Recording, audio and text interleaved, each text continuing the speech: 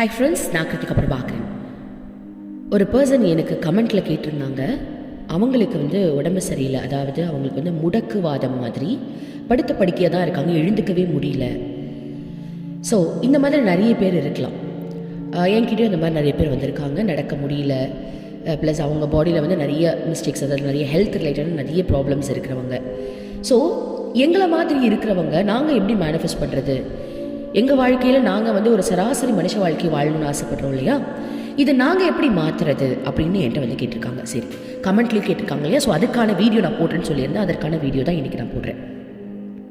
சரி, இப்போது உங்களுடைய சூழ்நிலை எனக்கு நல்லாவே புரியுது. ஸோ சில பேரால் எழுந்துக்கவே முடியாது, சில பேர் படுத்த படுக்கையாக இருக்கலாம். அந்த டைமில் உங்களுடைய கவலை அதிகமாக இருக்கலாம். கண்டிப்பாக நிச்சயமாக கவலைகள் அதிகமாக இருக்கும். ஆனாலும் இந்த மாதிரி இருக்கிறவங்க சில பேர் என்கிட்ட வந்திருக்காங்க. அவங்க பார்த்திங்கன்னா எனக்கு ரொம்ப சந்தோஷமாக இருக்கும், ரொம்ப தெம்பாக இருப்பாங்க. என்ன இது மட்டும்தான் எனக்கு குறை, மற்றபடி கடவுள் எப்போவுமே என் கூட இருக்காரு அப்படின்ற ஒரு நம்பிக்கையோடு இருக்காங்க. ஸோ முதல்ல நான் உங்களுக்கெல்லாம் என்ன சொல்ல போகிறேன் அப்படின்னா, இருக்கிற இந்த விஷயத்தை நினச்சி கவலைப்படாதீங்க. ஓகேவா? அது எப்படி கவலைப்படாமல் இருக்க முடியும்னு என்ன ஒரு கேள்வி கேட்கலாம். பட் நான் சொல்கிறத நீங்கள் இப்போ மனசார உங்கள் மனசில் மட்டும் வாங்கிக்கோங்க. கேள்விகள் எதுவுமே வேண்டாம். நான் சொல்ல போகிற விஷயத்த மனசார அதை கவனிங்க. ஓகே, முதல்ல உங்கள் லைஃப்பில் ஏன் இந்த மாதிரி விஷயம் நடந்திருக்கு, ஏன் நடக்குது அப்படின்னா, இந்த மாதிரி இருக்கிற பீப்புள்ஸ்க்கு முதல்ல எழுந்து நின்று நம்ம எல்லாருமே சேர்ந்து சல்யூட் தான் அடிக்கணும். ஏன்னா ஒவ்வொரு ஆன்மாவும் இந்த பூமிக்கு வரும்போது நம்ம எந்த வாழ்க்கையை வாழப்போகிறோம் அப்படின்ற ஒரு அக்ரிமெண்ட்டில் சைன் பண்ணிட்டு தான் வரும். இதுதான் உண்மை. ஓகேவா? அதாவது எல்லா ஆன்மாவும் நம்ம என்ன வாழ போகிறோம் தெரிஞ்சுக்கிட்டு வரும் அப்படின்றது தான் அப்படி சொல்கிறேன். ஓகேவா? அப்போது சில ஆன்மாக்கள் என்ன பண்ணும் அப்படின்னா, ஐயோ நிறைய கர்மா இருக்குது, என்னாலலாம் இதெல்லாம் பண்ண முடியாது, எனக்கு தயவு செஞ்சு இந்த கர்மா பிரித்து பிரித்து கொடுங்க, நான் பல ஜென்மங்கள் கூட எடுத்துக்கிறேன், ஆனால் என்னை இந்த மாதிரி ஒரே அடியே என்னால் இப்படிலாம் வாழ முடியாது, ஒரு பிறவியில் இந்த கர்மாவை கழிச்சுக்கிறேன், ஒரு பிறவியில் அதை கழிச்சுக்கிறேன் அப்படின்னு அந்த கர்மாவை கழிக்கிறதுக்கு பயந்துக்கிட்டு பல பிறவிகளில் அது பிரித்து பிரித்து பிரித்து பிரித்து அந்த கர்மாவை வாங்கிக்கும். ஆனால் சில ஆன்மாக்கள் இருப்பாங்க, உங்களை மாதிரியான ஆன்மாக்கள், ஓகே நான் கீழே போகிறேன், என்ன நடந்தாலும் சரி, இந்த ஒரே பிறவியில் இது நான் அனுபவிச்சுட்டு நான் வரேன் அப்படின்ற ஒரு கட்ஸோட, இறைவன் மேலே இருக்கிற நம்பிக்கையோட அந்த ஆன்மா கீழே வந்தது. அந்த ஆன்மா தான் நீங்கள். இது உண்மை. நான் சொல்கிறது சும்மா விளையாட்டுக்கெலாம் நான் சொல்லலை, இது உண்மை. ஏன்னா நான் நிறைய விஷயங்கள் ஆராய்ச்சி பண்ணியிருக்கேன். உங்களுக்கே தெரியும், நான் ஆன்மாக்களை பற்றி ரிசர்ச் பண்ணியிருக்கேன். ஆன்மாக்கள் கிட்ட ஓஜா போர்டில் நான் பேசியிருக்கேன். எங்கள் அப்பா மேலுலகம் போனதுக்கு அப்புறம் தான் இந்த மாதிரி ஆராய்ச்சியில் நான் ஈடுபட்டு ஒவ்வொருத்தரும் எதற்காக பிறவி எடுக்கிறாங்க, கர்மாக்கள்னா என்ன, இந்த வாழ்க்கையை நம்ம எப்படிலாம் வாழணும் அப்படின்னு நிறைய ஆராய்ச்சி. ஏன்னா அந்த வழி, அந்த தேடுதல், எங்கே போனாங்க அவங்க, எங்கே போனாங்க அப்படின்ற ஒரு தேடுதலில் நான் போய் அதை ஆசாசியாக கற்றுக்கிட்டேன். ஒவ்வொரு புக்கையும் நான் தேடி தேடி அனுபவித்து படிச்சிருக்கேன். அந்த தேடுதலில் எனக்கு கிடைச்ச விஷயங்களை தான் இப்போ நான் உங்களுக்கு ஷேர் பண்ணிட்டு இருக்கேன். ஓகேவா? அப்போது உங்களை மாதிரி இருக்கிற ஆன்மாக்கள், சில பேருக்கு கை வராது, சில பேர் கால் இருக்காது, சில பேர் படுத்து படுக்கையாகவே இருப்பாங்க, சில பேர் ரோட்டில் பிச்சை எடுப்பாங்க. உண்மையாக நான் சொல்கிறேன், அந்த மாதிரி நான் ரோட்டில் கூட பார்த்துருக்கேன். அந்த ஆன்மாக்களை நான் சல்யூட் அடிச்சிருக்கேன். அப்பா எவ்வளோ தைரியத்தோட, எவ்வளோ ஒரு கட்ஸோட நான் வாழ்ந்து காட்டுறேன்னு வந்திருக்கீங்களே. நான் வரல அந்த மாதிரி, கரெக்டாக நான் அந்த மாதிரி வரல. நான் நல்ல உடம்பை வாங்கிட்டு வந்துட்டேன், எனக்கு பயந்துருக்கலாம் என்னுடைய ஆன்மா. ஆனால் உங்களுடைய ஆன்மா எவ்வளோ கட்ஸோட நான் வாழ்ந்து காட்டுறேன்னு வருது. இது எவ்வளோ பெரிய விஷயம் தெரியுமா? இது உண்மை. ஆனால் நீங்கள் நினைக்கலாம், நான் அந்த மாதிரி நினைக்கலையே, எனக்குள்ள பயம் இருக்கே. கிடையவே கிடையாது. உங்கள் ஆன்மாவுக்கு தான் தெரியும். பய உணர்வு உங்களுக்கு ஏன் வருது அப்படின்னா, கான்ஷியஸாக மற்ற வாழ்க்கையை நீங்கள் பார்க்குறீங்கல்ல, மற்றவங்க வாழ்கிற வாழ்க்கையை பார்க்குறீங்கல்ல, அவங்களாம் நடக்கிறாங்க, இவங்களாம் இப்படி இருக்காங்க, இவங்களாம் அவங்க வாழ்க்கையை என்ஜாய் பண்ணுறாங்க, நான் மட்டும் ஹஸ்பண்ட் இல்லாமல் இருக்கேன், இவங்களாம் அவங்க புருஷனோட சந்தோஷமாக இருக்காங்க அப்படின்னு இந்த கான்ஷியஸாக நம்மளை சுற்றி நடக்கிற விஷயங்களை பார்க்கறதுனால தான் பயம் வருதே தவிர, உங்களுடைய ஆழ் மனம், அதாவது உங்களுடைய ஆன்மா இருக்கு பாருங்க, அது ரொம்ப ரொம்ப ரொம்ப தைரியசாலி. தைரியமா இருந்ததுனால தான் இந்த மாதிரி ஒரு உடம்ப அது தேர்ந்தெடுத்தே வந்திருக்கு. ஓகேவா? ஸோ அந்த ஒரு மன தைரியத்தை முதல்ல நீங்கள் வளர்த்துக்கணும். அது ஆல்ரெடி உங்களுக்குள்ளே இருக்குது, அதை வெளியே கொண்டு வரணும். இது நம்பர் 1. நம்பர் 2, யாரை நம்பி இந்த பூமிக்கு நீங்கள் வந்தீங்கன்னு தெரியுமா? நிறைய பேர் நினைக்கிறாங்க அம்மா அப்பாவை நம்பி தான் வந்திருக்கோம். சில பேருக்கு அம்மா அப்பா கூட இருந்திருக்க மாட்டாங்க. ஓகேவா? ஸோ அம்மா அப்பாவை நம்ம தான் தேர்ந்தெடுக்கிறோம். அப்பாவை சில பேர் தான் தேர்ந்தெடுப்பாங்க. சில பேர் அதாவது முக்காவாசி பேர் அம்மாவை தான் தேர்ந்தெடுத்து ஒரு ஆன்மா உள்ள வரும். ஓகேவா?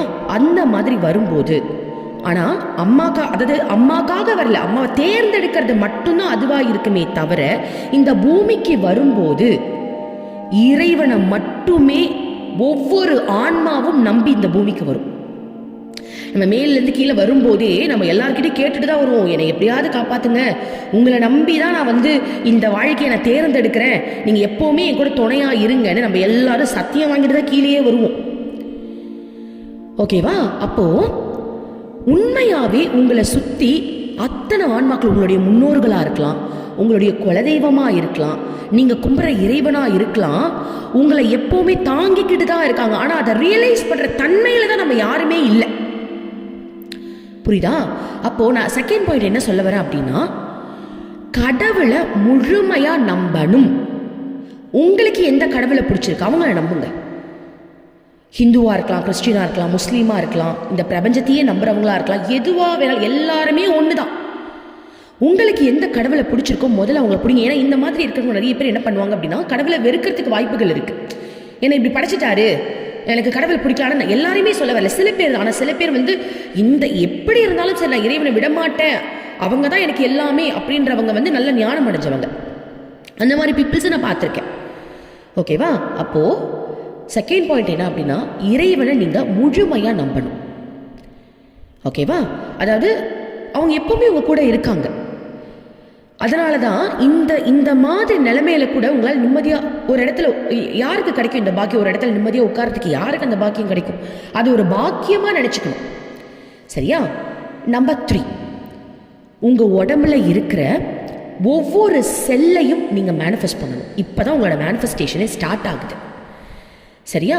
ஸோ என்ன பண்ண, உங்களை மாதிரி இருக்கிறவங்க என்ன பண்ணலாம் அப்படின்னா, உங்கள் பாடியில் இருக்கிற ஒவ்வொரு செல்லையும் உங்களுடைய மைண்டால் மாற்ற முடியும். நம்ம பாடி எல்லாமே செல்ஸ் மூலமாக உருவாக்குனது தான். அது ரத்தமோ தசையோ சதியோ நரம்போ எல்லாத்துலேயுமே செல்ஸ் இருக்கு. ஒவ்வொரு செல்லும் ஒன்றா சேர்ந்தது தான் உங்களுடைய உடம்பு. அப்போது ஒவ்வொரு செல்லுமே ஒவ்வொரு நாளைக்கும் புதுசு புதுசு புதுசாக கிரியேட் ஆகுது. ஓகேவா? செல்கள் எப்போவுமே வளர்ந்துக்கிட்டே தான் இருக்கும். மாற்றங்கள் எப்போவுமே நம்ம பாடியில் இருக்குல்ல, கரெக்டு தானே?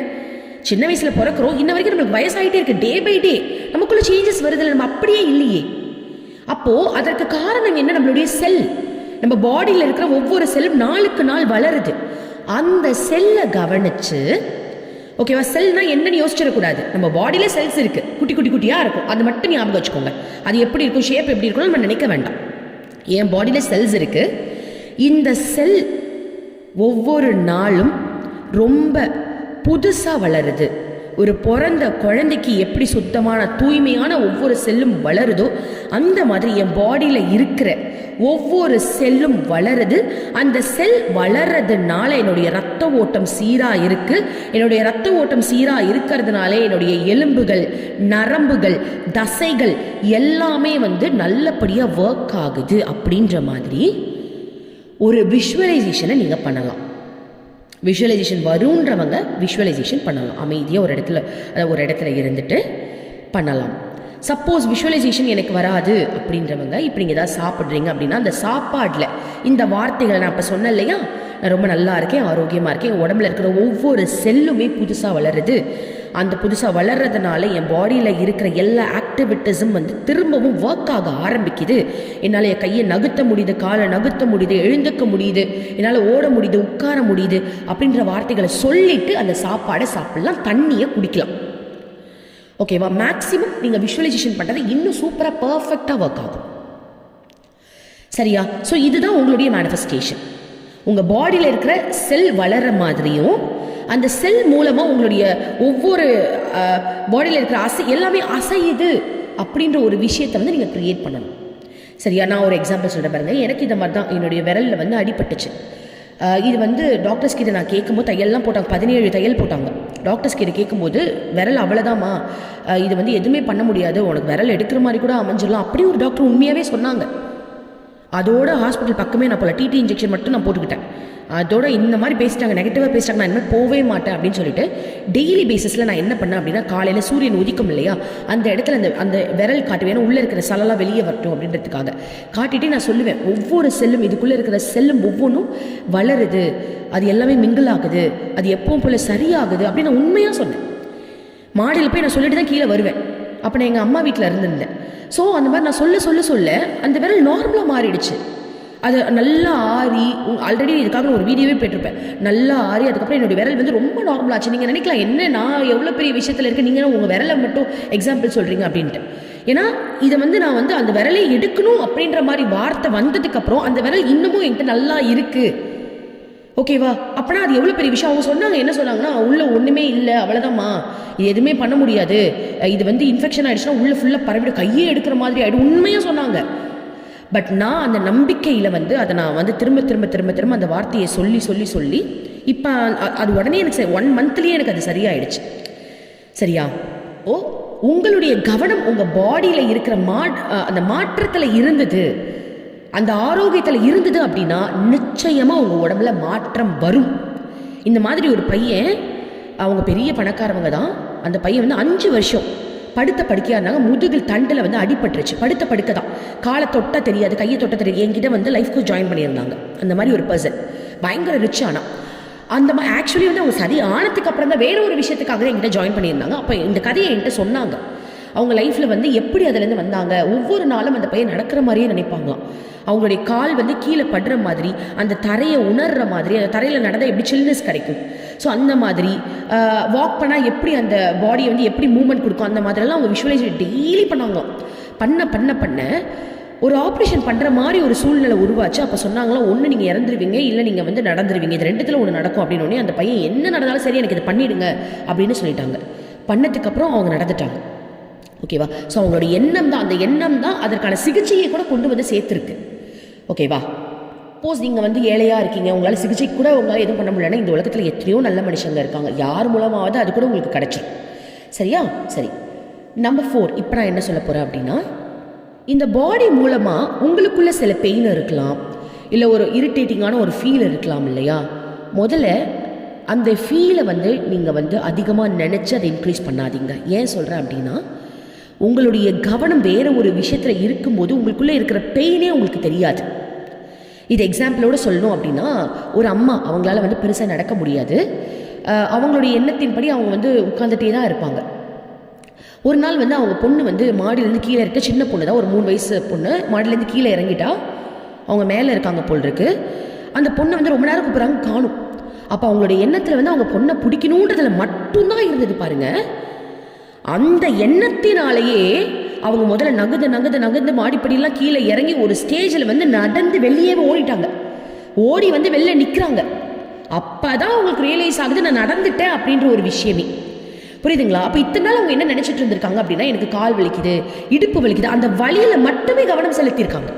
அப்போ உங்களுடைய கவனத்தை அந்த வலியிலேருந்து முதல்ல எடுத்துட்டு மற்ற விஷயத்தில் கவனம் செலுத்துங்க. இப்போ நான் சொன்னேன் இல்லையா, இந்த பிரபஞ்சத்தை பற்றி தெரிஞ்சுக்கிறது, இறைவனை பற்றி தெரிஞ்சுக்கிறது, ஒரு ஆராய்ச்சியில் இறங்குங்க.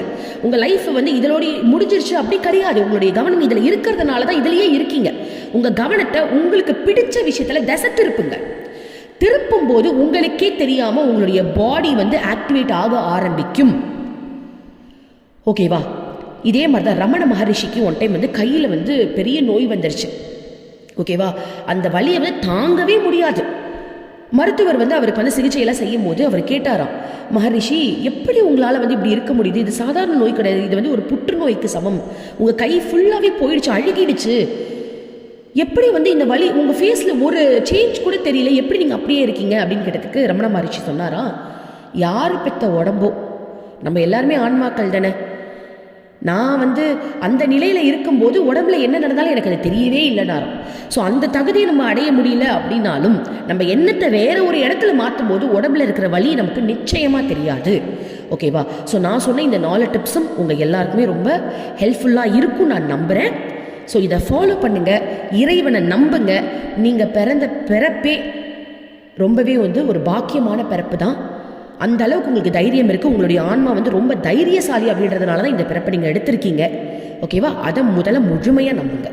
ஓகே, ரொம்ப நன்றி. Thank you universe.